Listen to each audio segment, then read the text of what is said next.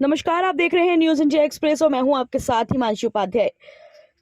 आप देख सकते हैं कि नजारा एनआईटी फरीदाबाद का है, जहां पर आप देख सकते हैं कि परविंदर राजपाल जी के आवास स्थान पर आम आदमी पार्टी की एक बैठक हुई है, जहां पर हम आपको बता दें कि अमन गोयल जी के साथ साथ कई अन्य गणमान्य व्यक्ति भी मौजूद रहे।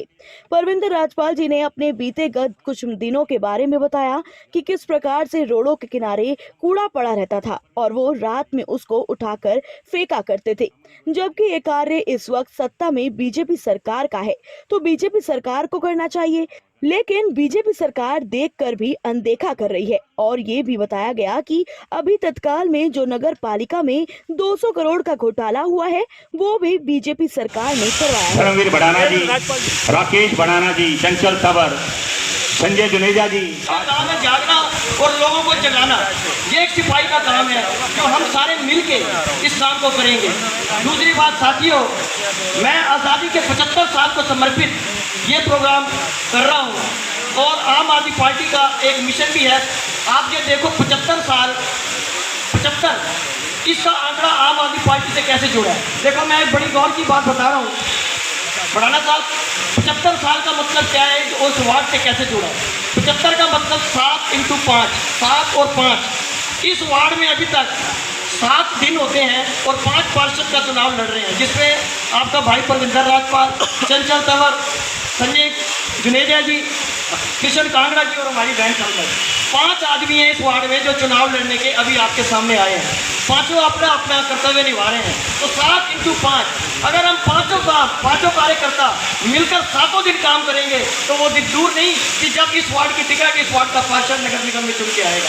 साथियों, मेरा ये 75 साल का मकसद ये था, आज ये तिरंगा हमारी शान है। तिरंगा कार्यक्रम हमारे प्रधानमंत्री जी ने मैसेज दिया, हमने बढ़ चढ़कर हिस्सा लिया। हमने अपनी सरकार का, जो भी हमारी विरोधी सरकार का है, उसका हमने बढ़ चढ़कर मान किया, उसका सत्कार किया। अगर उन्होंने हमें बोला भाइयों थाली बजाओ, हमने थाली बजाई। उन्होंने बोला भाइयों घंटी बजाओ, हमने घंटी बजाई। उन्होंने भाइयों बोला जीएसटी लगाओ, हम जीएसटी को मंजूर कर रहे। उन्होंने बोला नोटबंदी, हम नोटबंदी को मंजूर कर गए। हमने कौन सी ऐसी बात है जो अपनी सरकार की नहीं मानी, अपने प्रधानमंत्री की नहीं मानी? हमने अपनी सारी बात उस सरकार की मानी। लेकिन अब जो समय आ गया है, अब समय आ गया है साथियों परिवर्तन का। परिवर्तन का समय है ये। बचपन बीतता है, जवानी आती है, जवानी बीतती है, बुढ़ापा आता है। तो परिवर्तन तो संसार का नियम है। ये पेड़ पौधे देख रहे हो, जड़ लगती है, पत्ते लगते हैं, पतझड़ आती है, बिखरते हैं, नए पौधे आते हैं। तो साथियों, कांग्रेस का राज देख लिया आपने, भाजपा का राज देख लिया आपने, अब तो जाग जाओ। परिवर्तन का समय आ गया है, परिवर्तन को चुनो। आप ये मत सोचो कि हमारे विरोधी सरकार भाजपा, हमारा भाई भाजपा का प्रधान है, हमारे पापा दादा कांग्रेस में जुड़े हुए हैं। तो भाइयों वो समय निकल गया जब एक थप्पड़ लग के सरकार चुना करती थी। आज हर बंदा अपने आप में एक काबिलियत रखता है, हर बंदा अपने आप में सोच रखता है। हम सब पढ़ लिख चुके हैं, आज संसार में पढ़े लिखों का राज आ चुका है। तो आपने विचार करना है कि भाई हमने परिवर्तन लाना है और एक अच्छी सरकार को चुनना है। अब आप चुनिए। अब आप ये बताइए मुझे, मैं उनको क्या बोलूँ, मेरे पिता समान, मेरे सभी बुजुर्ग। उसके बाद मंच पर आसीन हमारे जिला अध्यक्ष धर्मवीर बढ़ाना जी, संभावित मेयर की दौड़ में हमारे अजीज, हमारे परम पूज्य श्री ओम प्रकाश वर्मा जी, मेरे पिताजी मास्टर श्री इंद्र सेन राजपाल जी, चंदीला साहब, मेरे हमसफ़र मेरे भाई संजय जुनेजा जी, मेरे परम पूजनीय मेरे बड़े भाई राकेश बढ़ाना जी, मेरे हमसफ़र भाई चंचल तंवर जी, और मेरे सभी मेरे प्रवासी सेल के उपाध्यक्ष भाई गोपाल कश्यप जी, वो बिल्कुल, और मेरे सभी सम्मानित मेरे मोहल्ले के मेरे सभी दोस्त, मेरी पूरी टीम, रवि सज्जन जी, चंदा जी, चंद्र प्रताप जी, मेरे भाई रवि जी, अरोड़ा साहब, और मेरे से किसी का नाम लेने में मेरी गुरुद्वारा प्रबंधक कमेटी श्री गुरु सिंह सभा नंबर 5, जो मेरे एक कहने पे इस छोटे से बेटे की अपनी जो प्रार्थना होते हैं वो स्वीकार करते हैं। वो एक बार में ही मेरी यहाँ पे जो भी प्रोग्राम रखा होता है वहाँ आते हैं। उसके बाद मेरे भाई गुलशन राजपाल जी, प्रवेश जी, विनय खत्री जी, किस किस का नाम लूँ ऐसे तो दूर तक नजर जाएगी। सभी मेरे अजीज हैं, किसी का नाम लेने से रह भी गया तो मैं माफ़ी मांगता हूँ। मेरे भाइयों, आज यहाँ इकट्ठा होने का मतलब था कि ये एक प्रोग्राम जो है आम आदमी पार्टी के कार्यकर्ता, एक छोटे से सिपाही का प्रोग्राम है। आप इस प्रोग्राम में देखेंगे कि बड़े से बड़ा नेता भी इस प्रोग्राम में मौजूद है। हमारे जैसे कार्यकर्ता इसका आम आदमी पार्टी के सिपाही हो, चाहे चंचल तंवर है, चाहे अपना संजय जुनेजा जी हैं, चाहे मेरे भाई किशन कांगड़ा जी हैं, चाहे मेरी बहन सलवा जी है, चाहे परमजीत कौर जी हैं। हम सब आम आदमी पार्टी के पिलर हैं। साथियों, आप ये मत सोचना कि कुछ दोस्त तो परविंदर राजपाल के साथ चलते हैं, कुछ दोस्त संजय जुनेजा जी के साथ चलते हैं, कुछ दोस्त चंचल तंवर के साथ चलते हैं, तो कुछ कांगड़ा के साथ चलते हैं। साथियों, सबके साथ चलो, कोई मन में द्वेष नहीं, लेकिन एक बात का ध्यान रखना कि सबने चलना है आम आदमी पार्टी झाड़ू के नाम पे चलना है। हमारे मन में किसी के प्रति कोई द्वेष नहीं होना चाहिए। अगर संजय जुनेजा जा रहा है तो भाई आम आदमी पार्टी का सिपाही जा रहा है, अगर चंचल जा रहा है तो आम आदमी पार्टी का सिपाही जा रहा है। अब आप ये बताइए मुझे, शिक्षा, स्वास्थ्य और रोजगार, इन तीनों पे काम होगा इस बार। साथियों, एक बात बताओ, हमारे से पीछे सिंगापुर देश हमारे से पीछे बना और हमारे से कितना आगे निकल गया।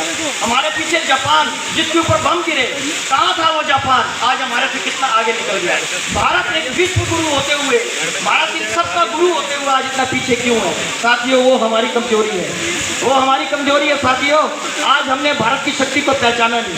आज हमें अरविंद केजरीवाल जी के रूप में एक ऐसा मसीहा मिला, एक ऐसा जोत जगाने वाला मसीहा मिला जिसने हमारे दिलों की जोत जगाई। साथियों, सबसे पहले हमारे बाबा साहब अम्बेडकर, हमारे शहीद भगत सिंह, ये हमारे दिलों की शान बने। मैं विरोधियों से पूछता हूँ, आपने लाखों रुपए लगा के मूर्तियां लगा दी, आपने शहर की तरफ ध्यान नहीं दिया। आपने सोचा 14-14, 15-15 फुट लाखों रुपए की मूर्तियां लगा देंगे तो शायद भगत सिंह का नाम लेने लगेंगे। अरे बताओ, भगत सिंह तो हमारे दिलों में रहता है, उन मूर्तियों में नहीं रहता भगत सिंह। भगत सिंह हमारे दिल के अंदर रहते हैं, हमारे घरों में रहते हैं, हमारे कार्यालयों में उसकी शान है। भगत सिंह को रोज हम नमन करते हैं। बाबा भीमराव जी अम्बेडकर, बाबा साहब अम्बेडकर हमारे दिलों की शान है, हमारी जी जान है। तो मूर्तियां लगाने से, लाखों रुपया लगाने से अच्छा है अपने शहर की तरफ ध्यान दो। मुबारक है, हमारे शहर की शान बनी, मुबारक है, हमारा शहर बढ़िया बना। लेकिन उसके साथ साथियों, जो शहर की आत्मा है, जो जनता है, उसको तो आप पूछ नहीं रहे। जनता को तो आप परमात्मा मानते हो। जब 4 साल बीत गए, अब 5वां साल आ गया, तो आपने क्या कि जगह जगह पे काम कराने शुरू कर दिए। क्या मंत्रियों का मैसेज आता है, बड़े बड़े मंचों से मैसेज आता है, भाइयों हमें 7 साल काम करने का मौका नहीं मिला, हमें कोरोना काल में काम करने का मौका नहीं मिला। अरे क्यों मौका नहीं मिला? सब मौके मिले। कौन सी आपने फीस कम कर दी, कौन सा आपने बिजली का बिल कम कर दिया, उल्टा जीएसटी और हमारे सर पे लगा दी। नमक पे जीएसटी, आटे पे जीएसटी, सिर्फ एक चीज पे जीएसटी नहीं है, वो अभी हम मंदिरों में भगवान के दर्शन करने जाते हैं, सिर्फ उस पे जीएसटी नहीं है। तो साथियों, सोचो, इस चीज को सोचो। आज जागने का समय है, आज अपने आप की शक्ति पहचानो।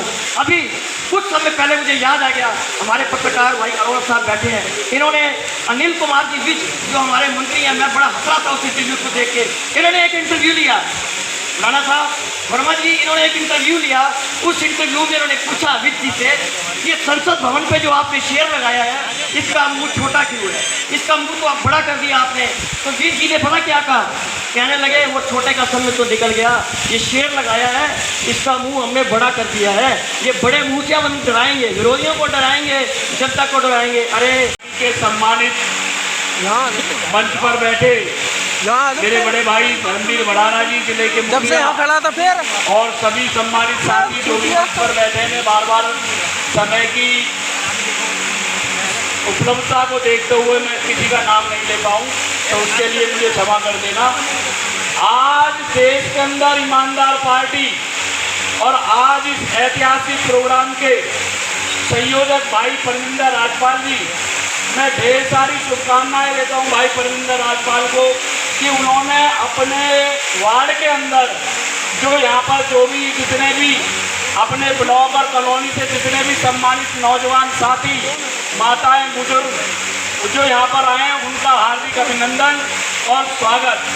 मेरे से पहले भी और पूर्व वक्ताओं ने बताया कि आम आदमी पार्टी की अच्छाई या देश के अंदर ईमानदार पार्टी की अच्छाई अगर मैं बताने पे आऊं तो शायद समय कम रह जाएगा। एक ऐसी पार्टी जो ईमानदारी से देश के अंदर काम कर रही है, एक ऐसी पार्टी जो बिजली, पानी, स्वास्थ्य, शिक्षा, महिलाओं के सुरक्षा के बारे में जो काम करती है। आप देखो जिस प्रकार से दिल्ली बदल गई और पंजाब को बदल रहे, निश्चित रूप से आने वाले समय में हरियाणा भी बदलेगा।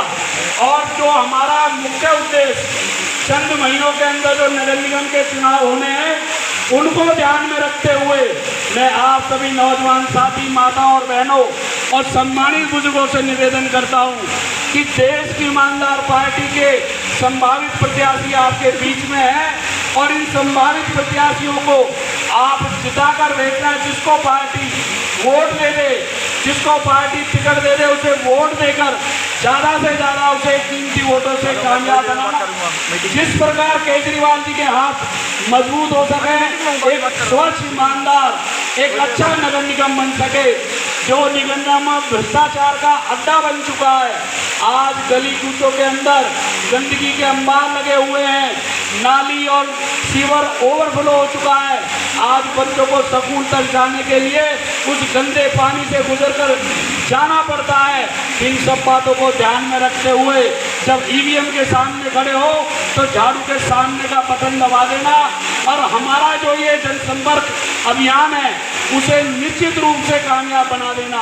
अभियान जिसे हम कहेंगे, आज ना किसी भी मेयर की टिकट यहाँ पर डिक्लेयर है, ना किसी पार्षद की टिकट डिक्लेयर है। सभी संभावित प्रत्याशी अपनी मेहनत कर रहे हैं। जनता ये तय करेगी किसको प्रत्याशी बनाया जाएगा। आम आदमी पार्टी में अरविंद केजरीवाल जी की ईमानदार पार्टी में जनता तय करती है कि कौन प्रत्याशी होएगा और कौन प्रत्याशी नहीं होगा। 5-5 प्रत्याशी निश्चित रूप से सब एक हैं, लेकिन निश्चित रूप से जो ज़्यादा लोकप्रिय होगा, जो बहुत ज़्यादा ईमानदार होगा, जो निश्चित रूप से इस वार्ड की सीट को जीतने में सक्षम होगा, वो ही आम आदमी पार्टी का उम्मीदवार बनेगा और जनता तय करेगी। मैं बार बार जो कह रहा हूँ, आम आदमी पार्टी के अंदर कोई टिकट तय नहीं करता, कोई अधिकारी नहीं करता, कोई नेता नहीं करता। अगर कोई कह रहा है तो वो झूठ बोल रहा है। सिर्फ पार्टी की टिकट को अगर कोई तय करती है तो ये जनता करती है और जनता के सर्वे के अनुसार ये टिकट मिलेगी और निश्चित रूप से यहाँ से पार्षद आम आदमी पार्टी का होगा। ठीक है। तो देखा आपने कि ये जो बैठक की गई थी आम आदमी पार्टी की, इसमें क्या क्या मतों को सामने रखा गया। इस तरह की तमाम जानकारी के लिए जुड़े रहिए न्यूज़ इंडिया एक्सप्रेस के साथ। धन्यवाद।